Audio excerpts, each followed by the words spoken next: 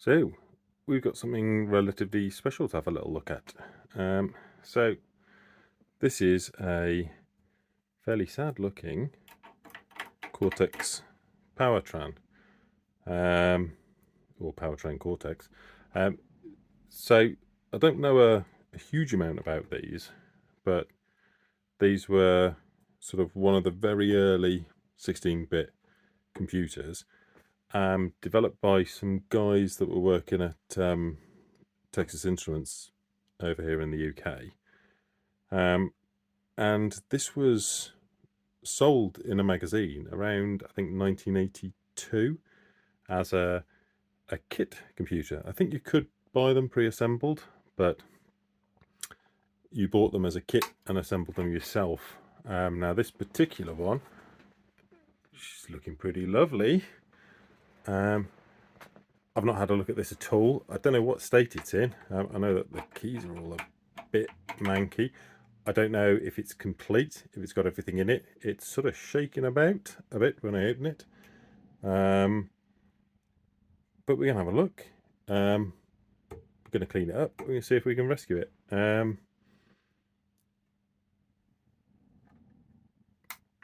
Oh. Nothing in there. Oh, apart from spiders. Right, I'm going to clean it off a little bit and get the hoover out.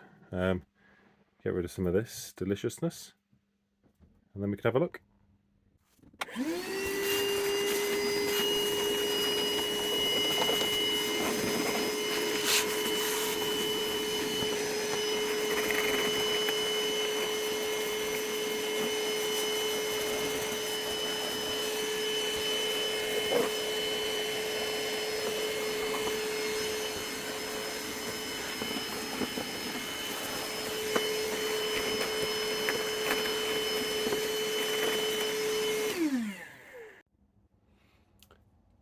Looks like it's just held together. There's the top plate here. We've got a couple of screws on the top and the sides, so let's whip those off.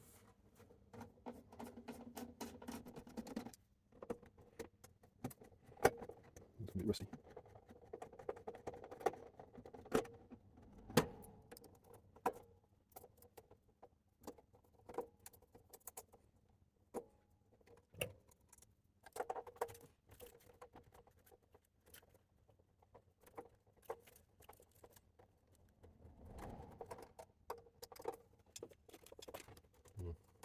Come back to that.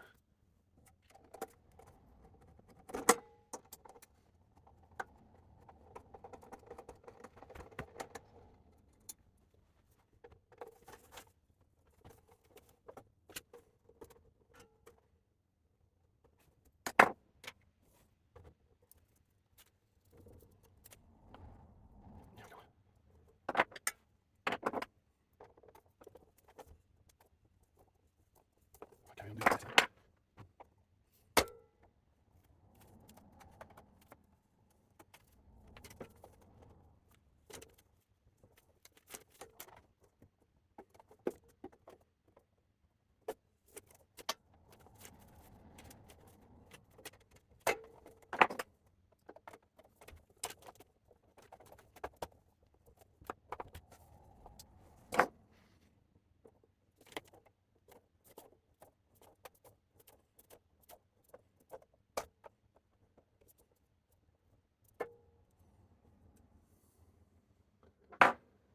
Right.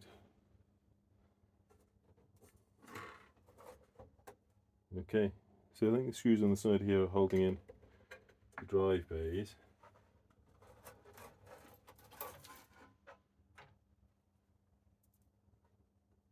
Okay. Good and bad. Something's clearly been living in here. So we've had some mice in here. But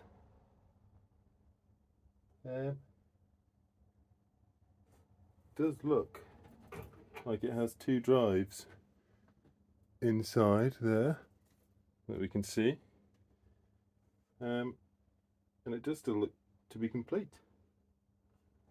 So the things I can hear rattling around are probably like nuts and seeds. Right, so let's see if we can unplug the power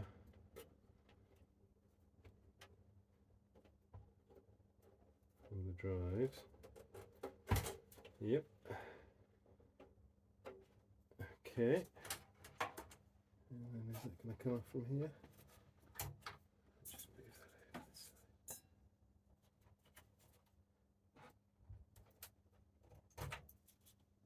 Okay. So, yeah, that's still pretty disgusting in itself. But the board actually looks quite good. I mean, obviously we wait to see what's in this corner. But I'll, alright, let me grab the camera, I'll give you a better look. Who am I kidding? People watch videos of people pressure washing driveways. So here you go, this should be really exciting.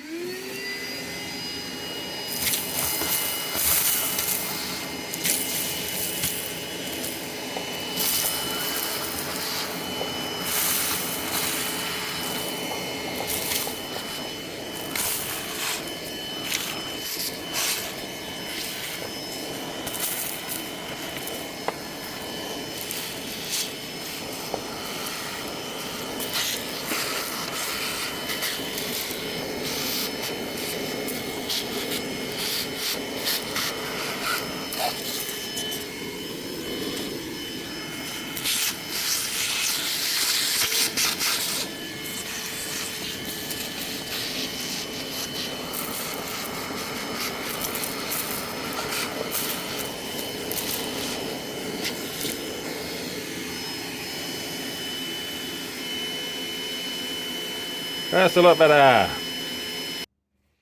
Alright, let's try and pull it out, get the board out, and I'll have a proper look over it.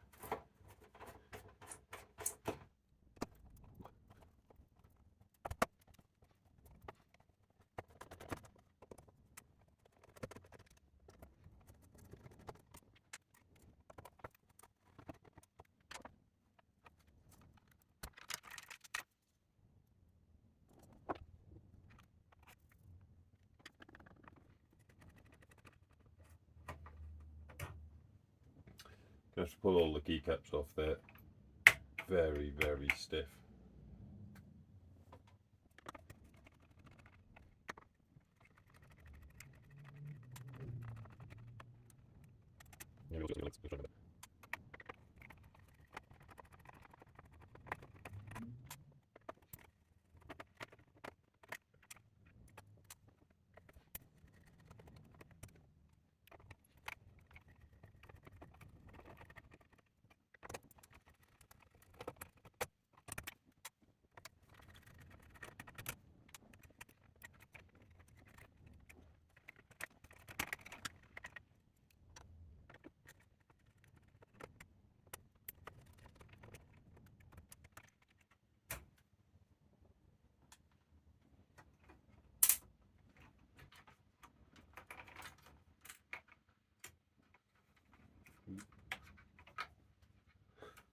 That's just in the socket.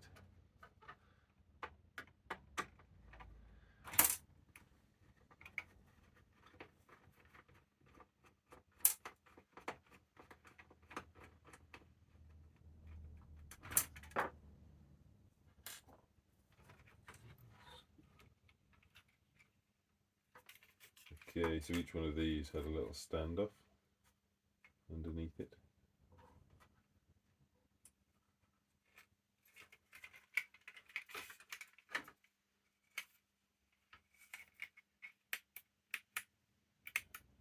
And caps lock is a physical lock.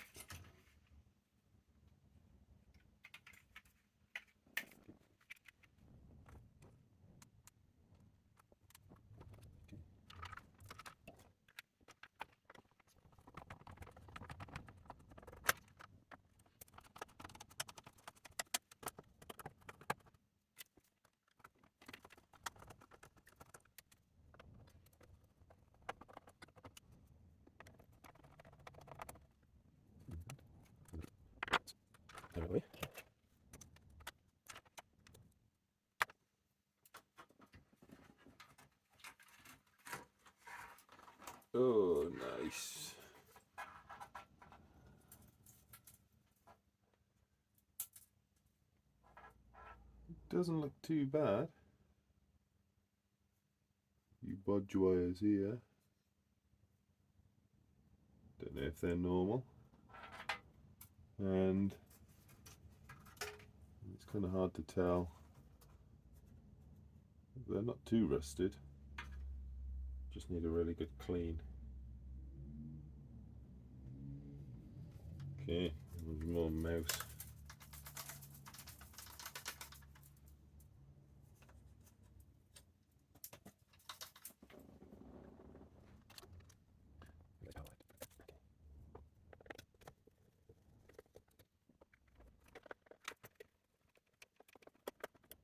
My mouse has been tuning.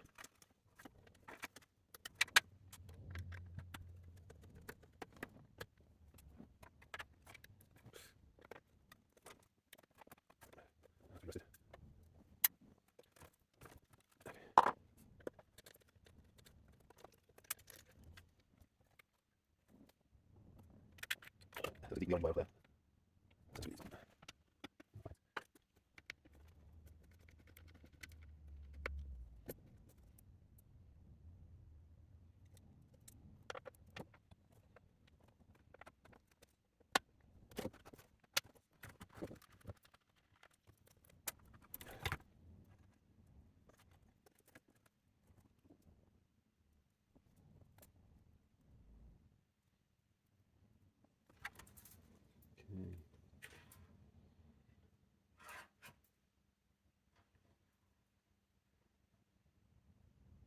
So yeah, you can see there it's been having a bit of a gnaw.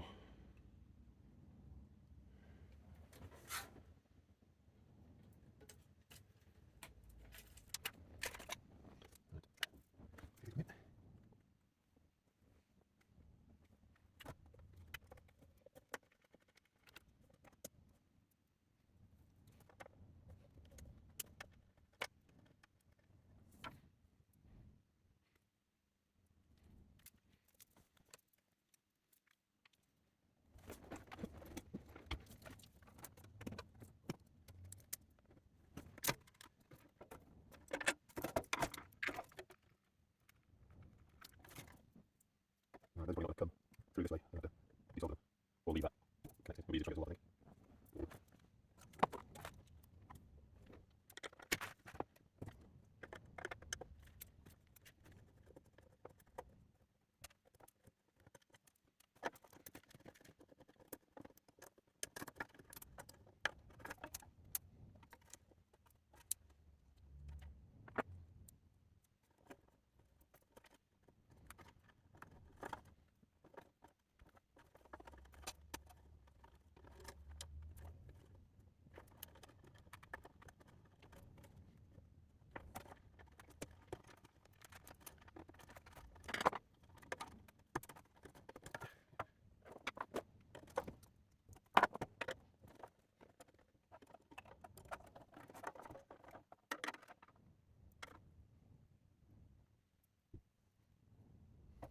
That's a bit off.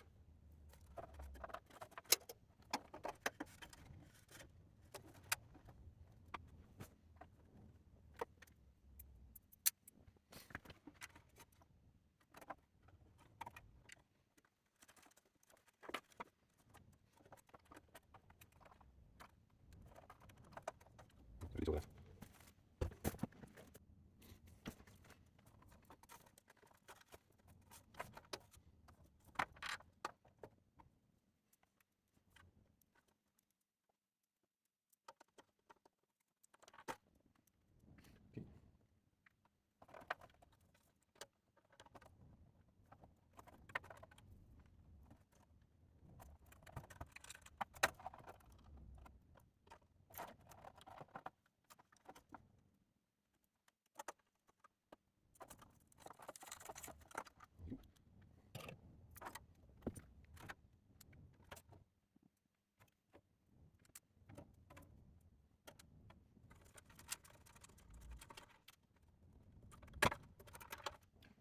Taking a little bit of a bash. Might have a spare somewhere.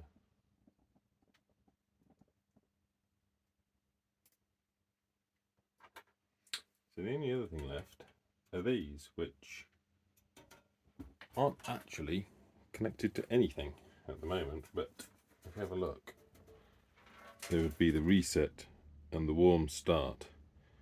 And I think the reason why they're not used is because we've got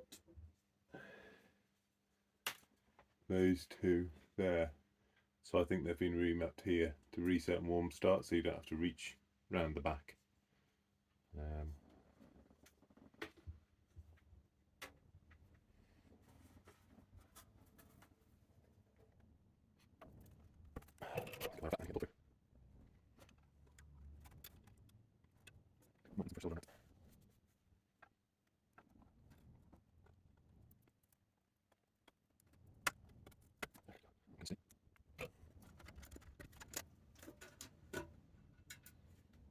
Okay.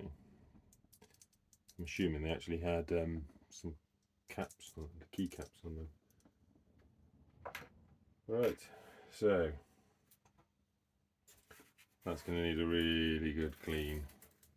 That's pretty disgusting. Probably have to take it back to metal on the side panels. The back's not too bad, which is good because it's got the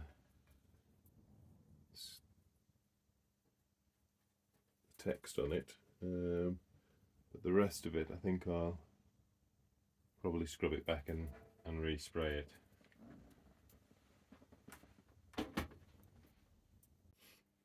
Okay, here's the front panel with the two floppy drives in it.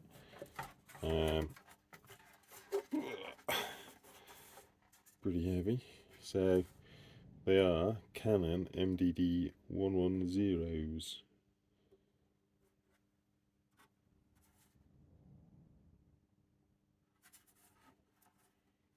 So we'll have to give those a look, see if the steppers are spinning free.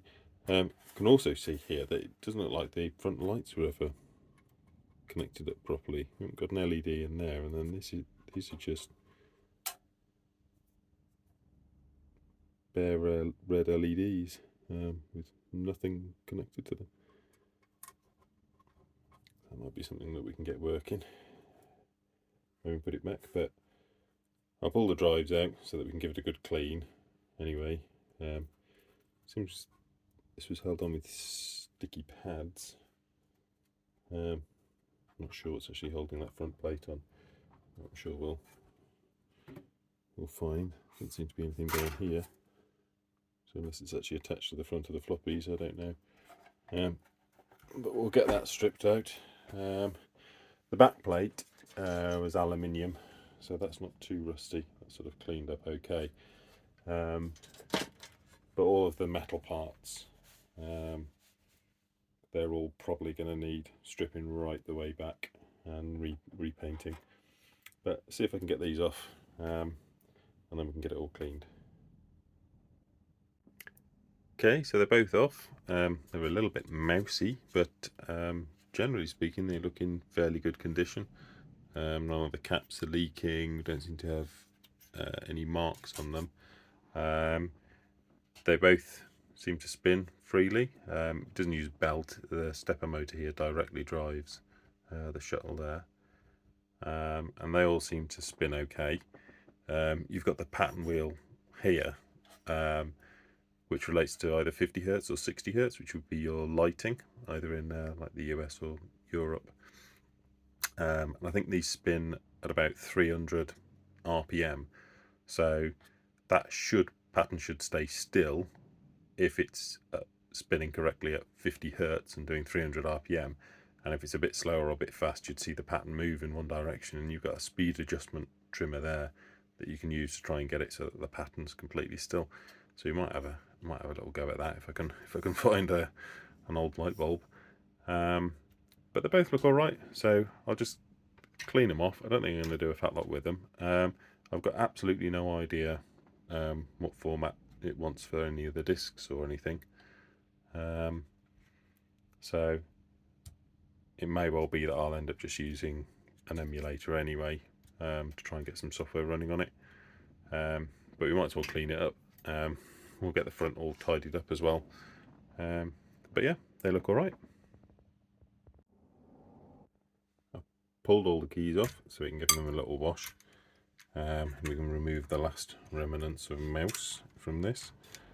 I'm also going to try and I'll put a bit of contact cleaner on them because some of these are incredibly stiff. They seem okay when they're going down, but rather when they are down, but they are sort of catching at the sides a little bit. So maybe a bit of contact cleaner, and maybe you can slightly oil them down the side. But yeah, nothing really much to it. It's got a a locking caps lock, and there's just a bit of logic on there, and then a keyboard encoder for it, and that's where the plug went in.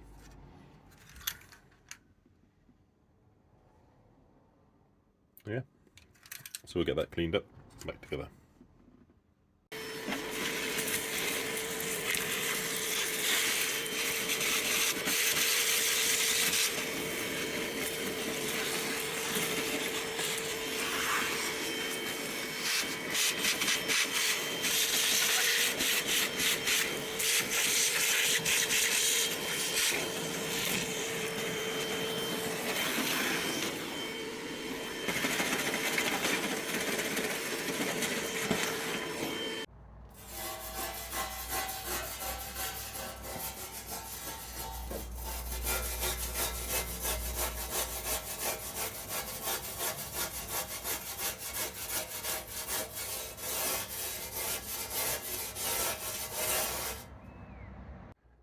Keys drying there. There's the top part of the case, the drive covers, and that's the underside of the bottom. I'm just trying a bit of paint stripper on that to see if the paint will come off, which I don't think it will. So I think the best thing to do for this is just sand it right the way back to metal and re-prime it. I think these will probably be okay just with a bit of rust treatment and just a little go over with a bit of paint over the top of them, just spray them on. I'm trying to work out how to get this textured finish. It's the same thing that you've got with some of the old arcade machines as well, where you've got like a sort of like splattered paint finish. So I might have to have a little experiment, find a way of doing that. Yeah, they're all clean. Right, I sanded off just about all the paint. So I'm going to give it a quick go over with a bit of rust killer, particularly on this bit, which was the worst bit down here. And then I got some filler primer. We'll give it a coat of that. There we go. I put some of this on it.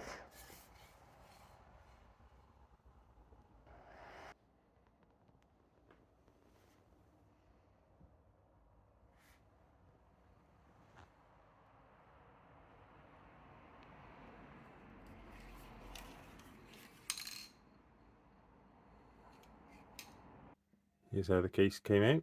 Should be happy with that.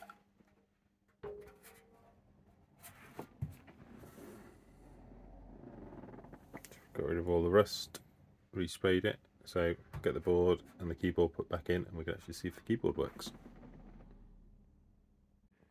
I'm going to give the main board a little clean. There's a few bits on the rear that I think could probably do with a little rub down where there's a bit of flux or a little bit of corrosion.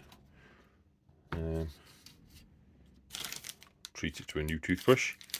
Yeah, I'll get that little clean and then we'll be back. We are mostly clean. So I've got rid of almost all evidence of the mouse. I've cleaned off any bits that are overly corroded. The whole back has also had a clean, just to get rid of any of the corrosion there.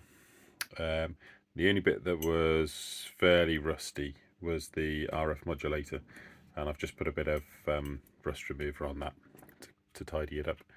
So all in all, it's looking pretty good. The keyboard, we had a couple of keys that were completely stuck, wouldn't come back up. So I've used some deoxit, which I've just got in a little sort of syringe bottle there. And that freed them up, but they were still a little bit sticky, so I've actually very carefully put a little bit of oil around the outside edge of the switch, only a tiny bit, and they all seem to press okay. I mean, you've got to press them directly down.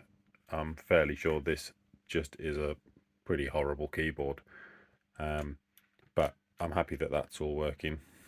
Haven't actually tested the switches, but I've got no reason to think that they're not working, and it's probably quicker to just test them when it's actually running. Just press all the keys. So I'm going to put the keycaps back on that and call it done. And I am going to recap this. I know there's people that say I'll just leave them, replace them if they've failed, but this is now over 44 years old. Is it 82? So 42 years old.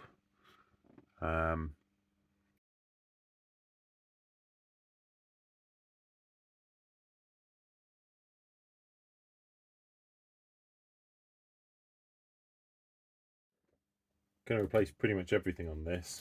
So there's the new caps. They're sort of long life Panasonic ones, I think, Vichy ones.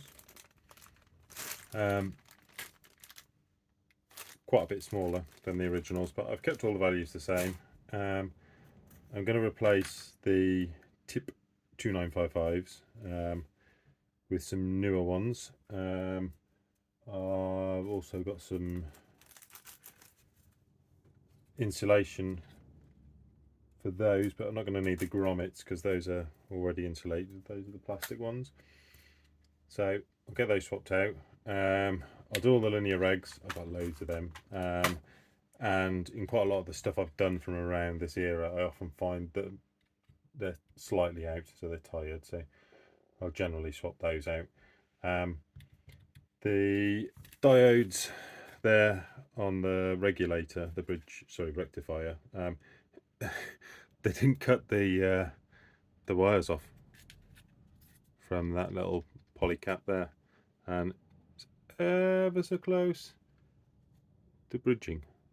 So I'll tidy those out. I'm going to leave the poly caps, but these here look like they were getting a bit warm, so I'm going to slightly uprate them.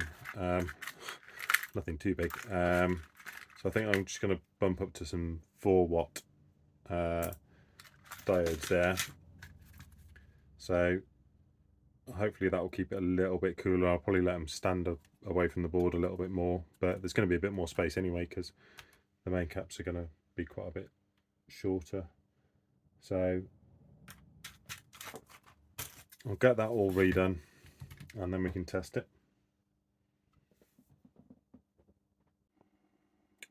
There we have it all recapped and all the new regulators are in. We've got the transistors connected up there, and we've got the rectifying diodes which I've stood away from the board, so it should get a bit of airflow. Also, it didn't have a fan fitted to it, and here's the back plate.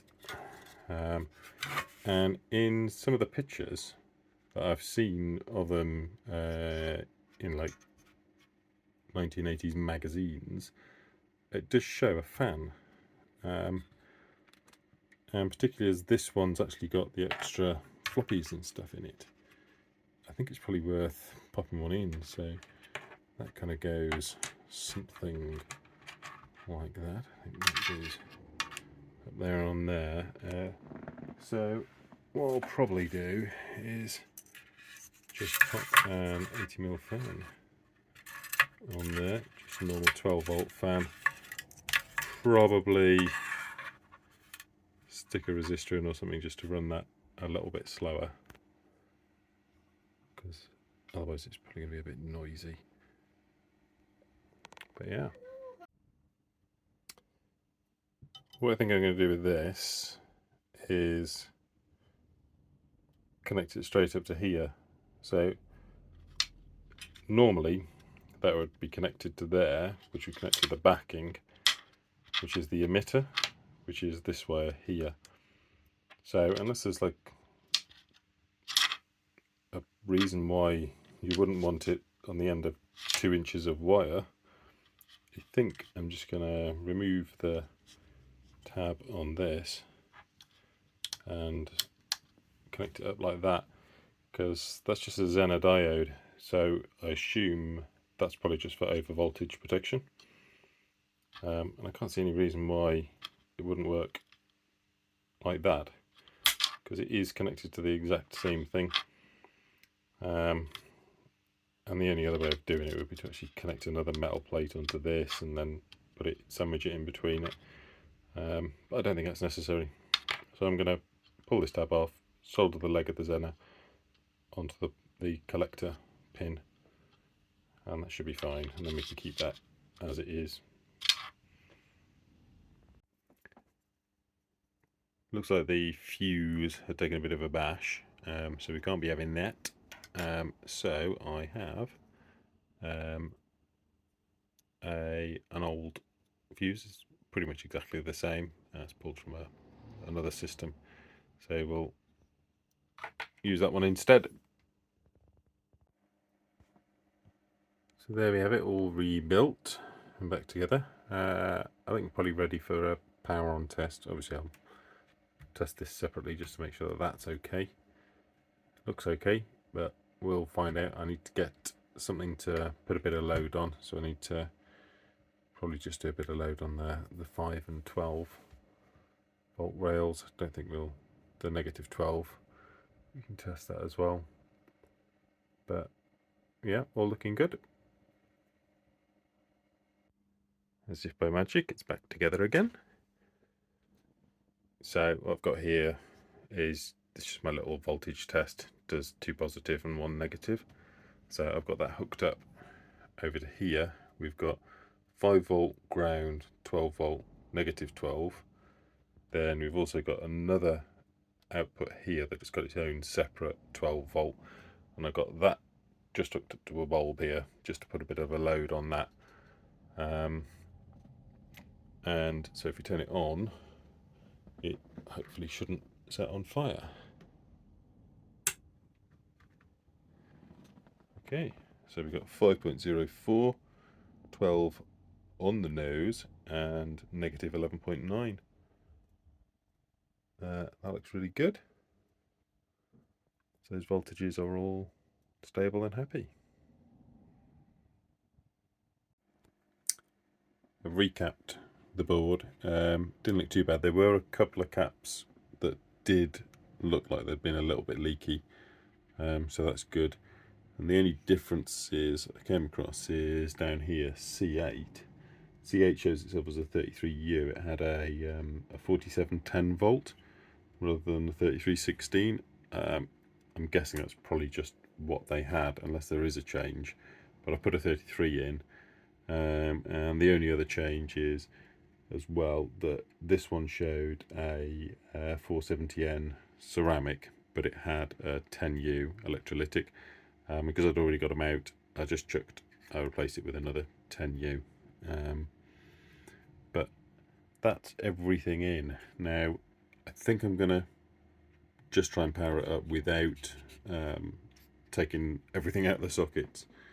A lot of the chips here, I mean, it's actually just the sort of main controller chips and the CPU that look pretty manky. But I'm going to try and power it up and see what we get, because I'd rather not start pulling them off, because I know I'm just going to end up having to replace the sockets.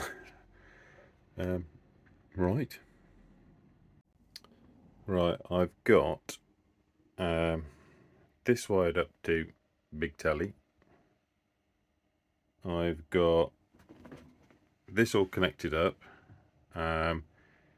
There's no keying at all on this, so I think what I'm going to do just quickly, I'm just going to beep a couple of things out.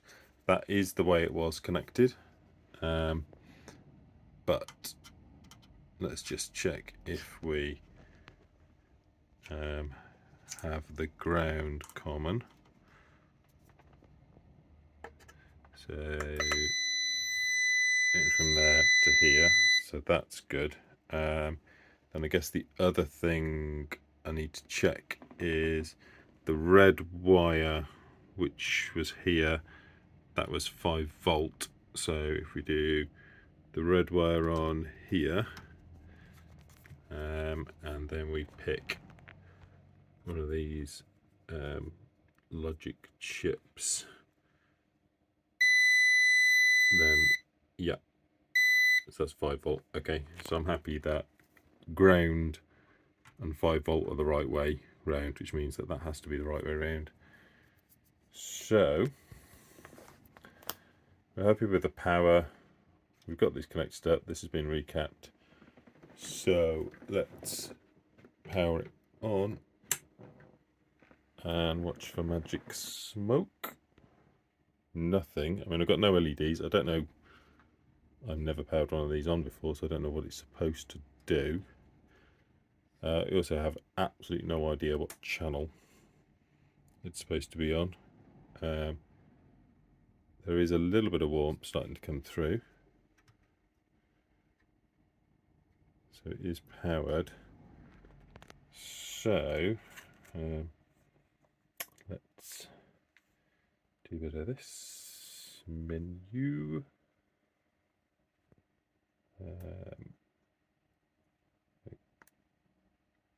Analog tuning. Manual tuning. And I guess we'll just tune through this and see what happens. Not very exciting. Oh! Ah! Really noisy. Mute doesn't work. Ugh. It worked. Right. I'm going to get the keyboard hooked up, and I might even pop it back in the case. Then we can check that out.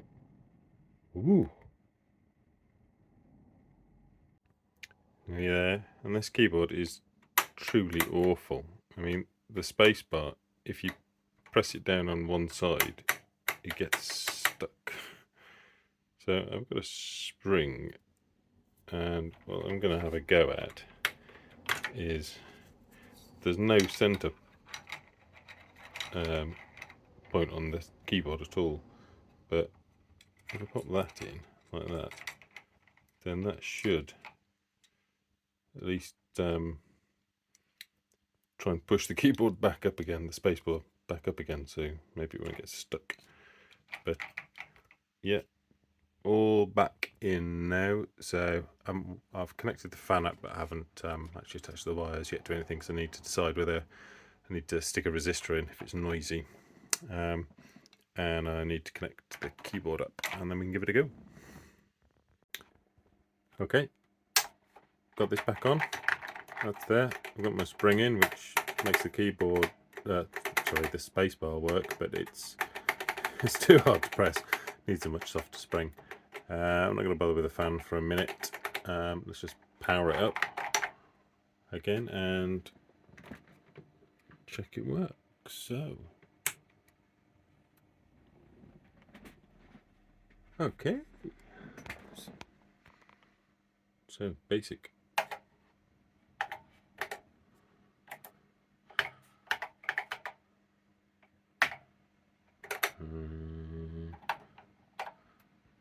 Oh, this keyboard is horrible.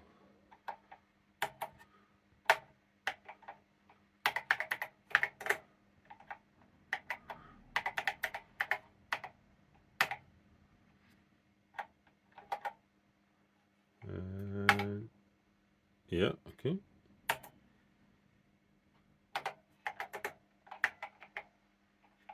I do like the rub out key.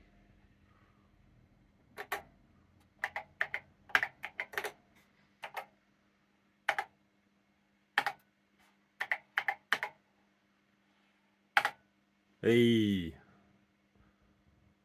we're good. Escape. Yes. Okay. I can't remember. No. I'll have to actually have a look over the basic manual for this. I know it's got a series of commands you can run to check like free memory and stuff like that. So I'm going to have a little play with that. I also need to recap the second disk drive, and then both those disk drives are up and working in theory. I'm not sure how I'm going to get a disk image on. I could use like a Grease Monkey adapter on a Windows machine. I think these use an IBM disk format like used on terminals, but we'll see. So, come to do some more checks. Last night, when I left this, the video was starting to sort of pulse different colours. So you could still see the text in the background, but there was this sort of flicker of like pink and purple going on the screen. I wasn't entirely sure that was the TV or something coming out of this. However, coming to it this morning, if we power it on, all we get is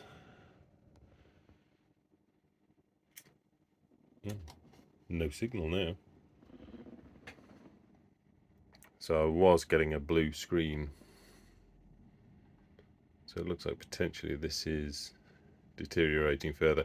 The only thing I've actually done is I did pull the board up to reroute the keyboard cable underneath the board. So I think what I'm going to do now is I'm going to pull the chips out, give them a clean, stick some deoxit in the sockets and pop them back in and see if that makes any difference. Well, I think my first failure, it's a 7473, and it's right up here near the keyboard connector. Now, I don't think that's related to the issue that I'm currently seeing, but I'll have a look and dig about, see if I've got any spares of those, and get it swapped out. But so far, other than that, and I'm pretty much done, I haven't hit any other issues. There's some chips I can't easily test, but I've cleaned everything out. Everything's been deoxited, which means if it's still going, I'll turn my attention over to this and go check some of the caps, check see if we've got any shorts or anything. Because one of the things that we did have is the minute we got the video connected, we had a load of audio that was just noise, and then we've had glitching display. So I think it's quite possible down here near the frequency modulator. No, half asleep. The 73s need to be in position 5 to test them. So some chips need to be in a different position. So actually that tests fine. So that means that all the chips that I can test are absolutely fine. So we'll just have to start a bit of diagnostic and have a little poke about. So I'll get the scope out. We are ready to start having a little poke around and see if we can find out what the problem is, because we still just have that black screen. It's not a hugely complex system, really, I guess. So we've got the CPU there, which is the TMS 9095. So the main chips on this, we've got that. We've got the 9911, which is a DMA chip, so direct memory access. So that allows some of the other devices to directly access the memory, the main memory, which is here, without running through the CPU. We've got TMS 9929, which is the video chip. I think the 29 is the PAL, I think the 28 is NTSC. We've got over here TMX 9909, and I'm pretty sure that's responsible for the floppy drive access. We've got some more RAM here, so that's a dedicated video RAM for the video chip to use. Then over here we've got TMS 4500, which is another memory controller. I think that's just responsible for addressing all of the memory that we've got there, all 64K. And then we've got the three ROMs, which I'm pretty sure that just hold the Cortex basic. And then we've got a couple of some buffers there to buffer all the addresses. And that's about it. A load of logic to deal with the tape deck as well, which I think that's the port for the tape coming in there. We've got a floppy port there. Not sure what that one's for yet. Maybe that's a parallel port connection or something. I've not really looked into it, but I'm going to start having a poke at the CPU and see if we can see an issue, because it was working, albeit not particularly well. The video signal was very scruffy. So I'll have a little poke around and I'll come back if I find anything. So at the moment it's going from having activity to no activity at all, and rebooting it doesn't seem to make any difference. So it could be temperature related. Some of the chips, particularly the video chip here, is getting pretty hot.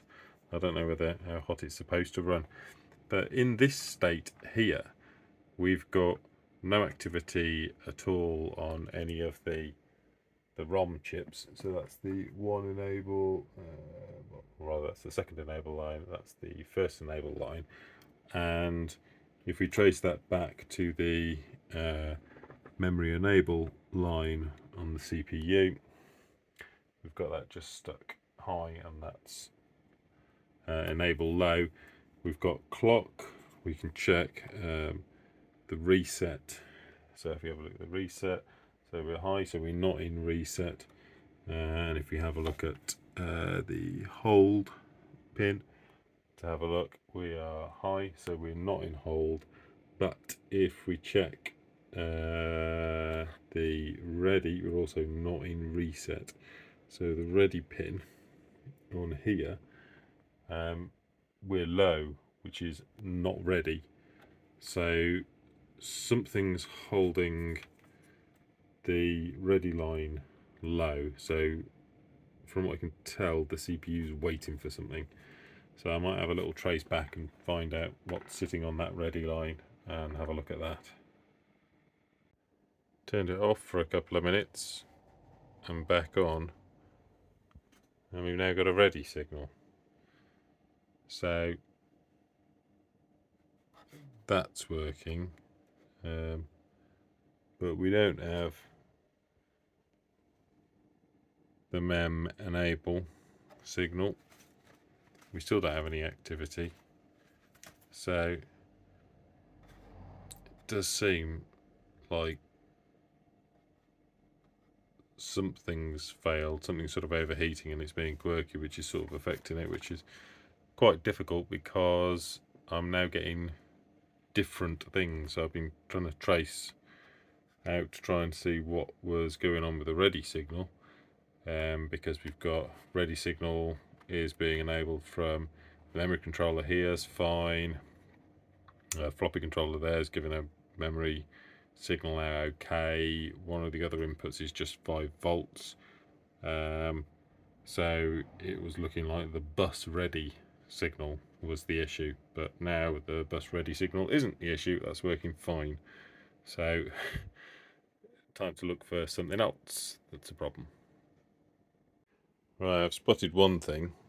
So if we have a look at the circuit here, we've got the brake and reset buttons, and they run through IC20, which is a comparator. So that's an 339, and if we check the we run it,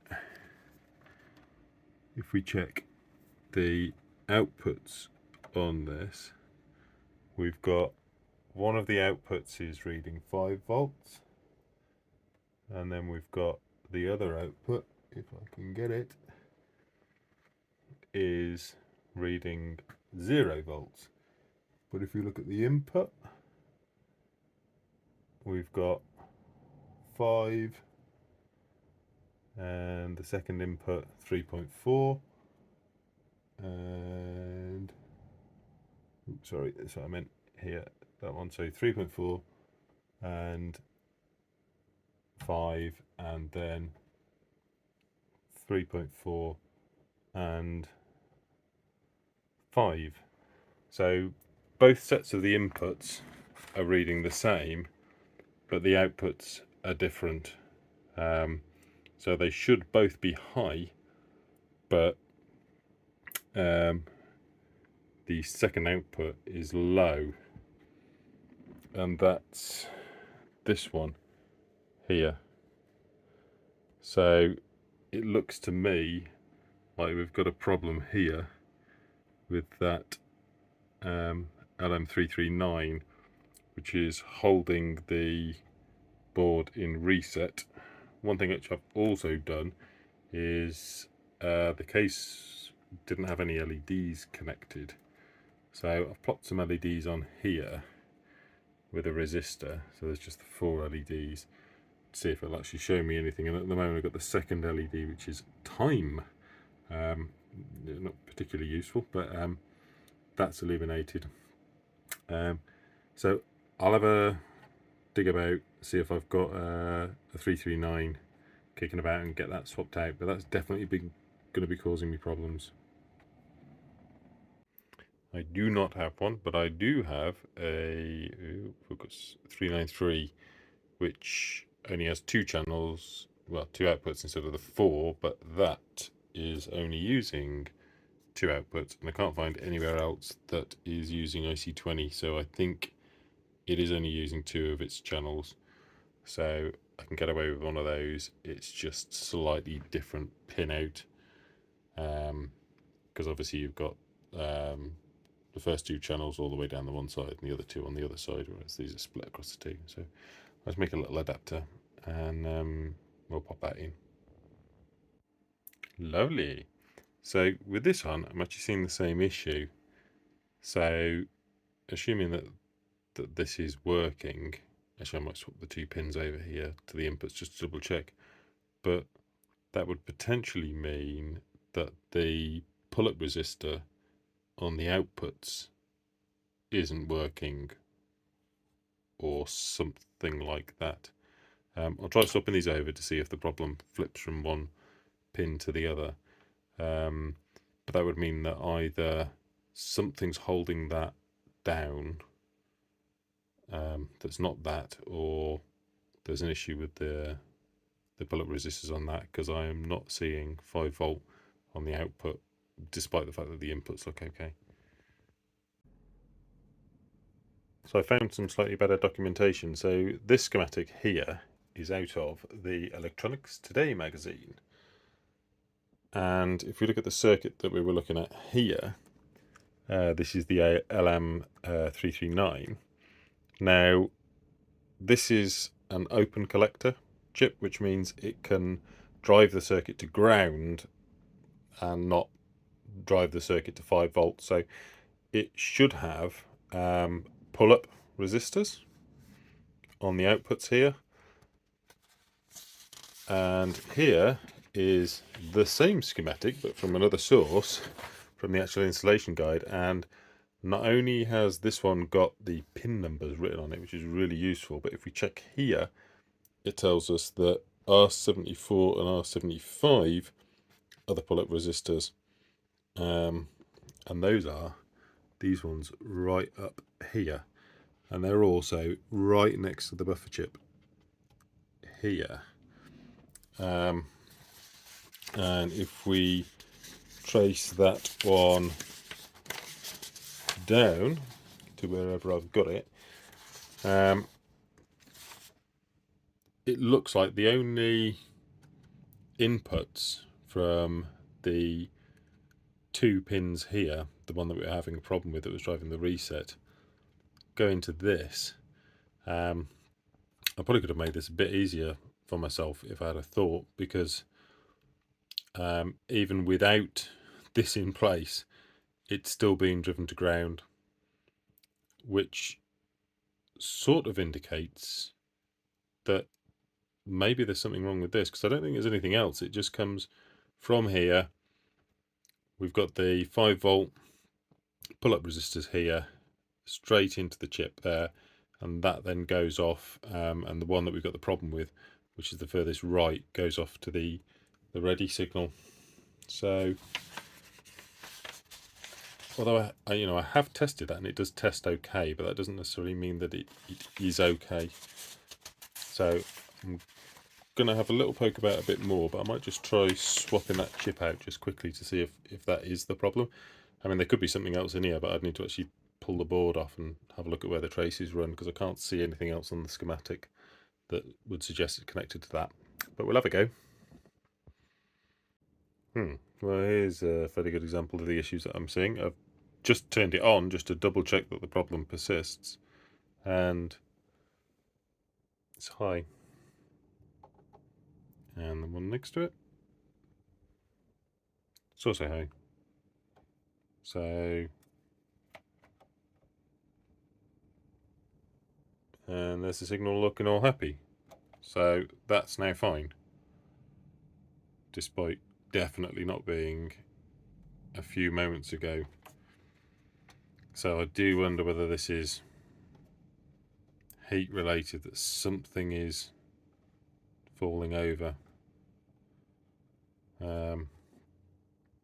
That's going to make chasing the problem down really hard. However, I don't see how we can have a problem between here, because there's nothing else between here. So maybe that is failing when it gets a little warm, although it doesn't seem to be warming up.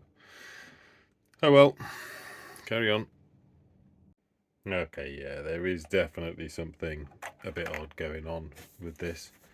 So if you actually connect up the buttons for the reset on, it immediately loses the 5-volt. And if we check on here at the moment, it's dropped back down. I was getting it pulsing back up and down between that. So let's try again, press it, dropping down.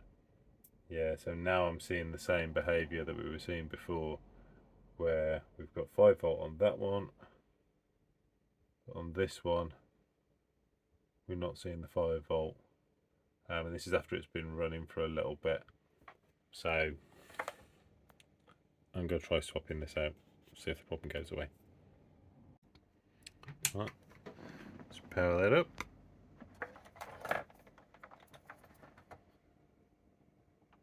Give that a check, and no, same issue. I wonder if I can try and poke the resistors. No, it's not like a loose connection or anything. And if we have a look at pin 5, which is connected to the same 5-volt circuit as that, it should be that one there. It's a little bit scruffy, but nice strong 5-volt signal. So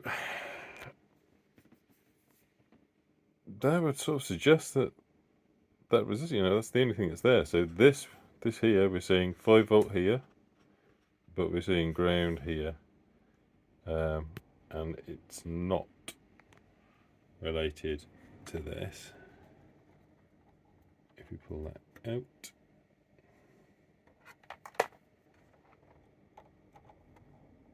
and we check,